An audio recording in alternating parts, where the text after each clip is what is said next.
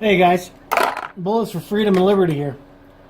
Hope you all had a great weekend.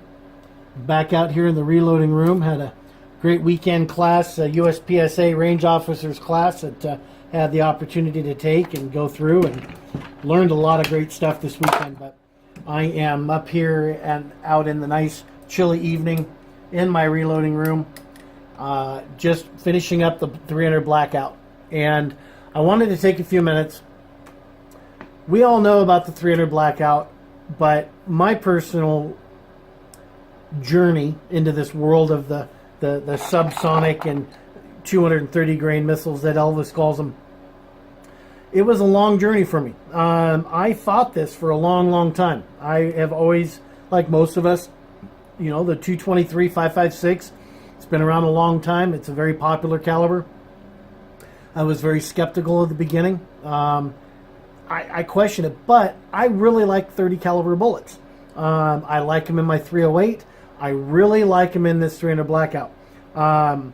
Being shot at with 30 caliber round was not fun at all when we were in Vegas, but regardless, I like the 30 caliber. And so I started looking into this 300 Blackout, asked a lot of questions, went onto a lot of forums, was just reading a lot. I was just hesitant. And the number one reason why I was hesitant was because the bullets average between 80 cents a round to up to $1.45 a round. And it didn't make sense to me.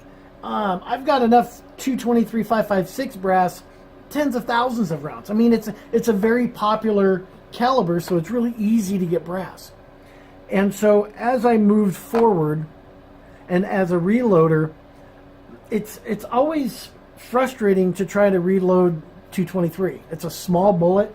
I think I've got, these are some of my factories that I had. These are the 55 grain Hornady. You know, these are the tiny little pills, but you look at the difference, and this is what really struck me. To be able to shoot that 230 grain missile compared to the 55 grain, pill, through the same cartridge that's just modified, and a lot of us have the Harbor Freight chop saws and the case trimmers and whatnot.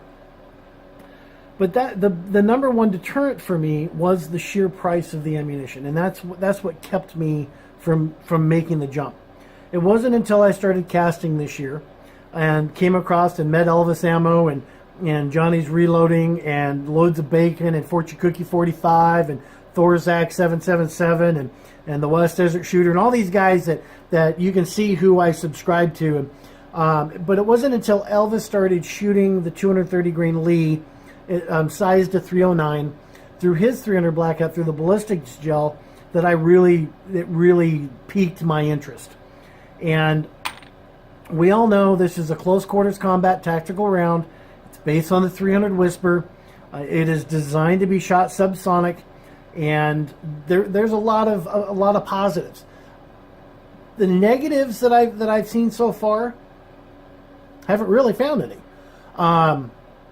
Besides the fact that it's up to $1.25 a round for the factory ammo. Now I know a lot of the guys out there aren't casting, but we're a casting family here. The casting of the bullets, I've got this round literally down to 11 cents a round. That to me is doable. So once I've figured out that I'm going to go ahead and make this transition into the 300 Blackout, my son inherited one of my 5.56 Adams arms that I've had, and he's enjoying that.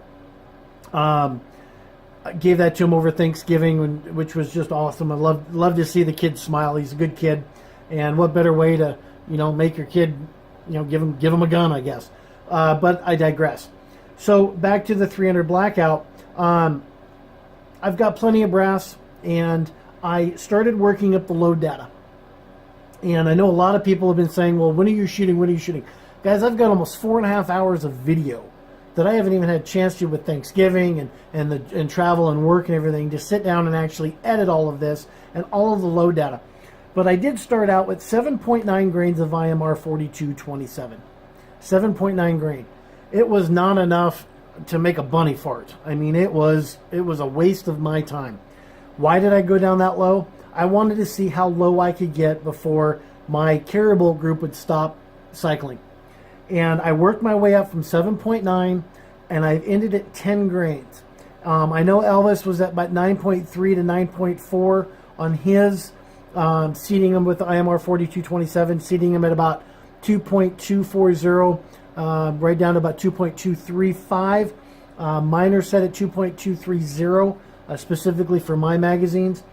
They seem to fit real well. But I've done the CFE Black.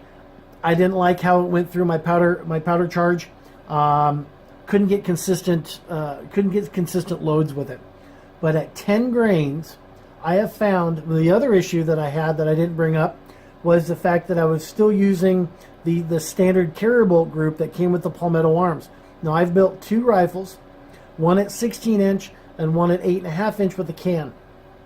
And I've been working specifically on the subsonic loads right now because I know we can load pretty much at anything with the 16-inch barrel. But the 300 Blackout is specifically designed not only to go through the can, but through an 8.5-inch barrel because there's only enough powder in there to give an effective coefficient to get that bullet out downrange, and it stops at about 12 inches, about 12 inches out of the barrel. So 10 grains IMR 4227 got me right around 1,045 to 1,051 feet per second. That's exactly where I wanted to be. But I called Elvis and I said, hey, I'm having some problems with it ejecting. And he said, well, what's your carrier bolt group? And I think he did a video on that as well. The carrier bolt switching over from the standard stock black over to the nickel boron, that was it. That was the main reason that I found that my cases weren't ejecting and I wasn't going into battery all the way because there was just a lot of friction there. So by switching over to the nickel boron, and also because they're new guns, they're just fresh builds, it's taken a while to get some consistent rounds. But I figured I'd just jump on here real quick, say hey to everybody. I haven't posted a video for a while because I've been too busy with the holidays, and hope you guys had a great holiday. I know we got one more coming up, but looking forward to making more videos here. Looking forward to spending more time here in the reloading room, and to get ready for the new shooting season. But want to give a shout out to my son down at Fort Bragg. Appreciate you, love you, son. To everybody who's serving both foreign and domestically, guys, thank you to our armed forces, because without you there is no us. If you have any questions, comments, or editorials, post them below. Don't forget to click and subscribe. Looking forward to this next season, guys.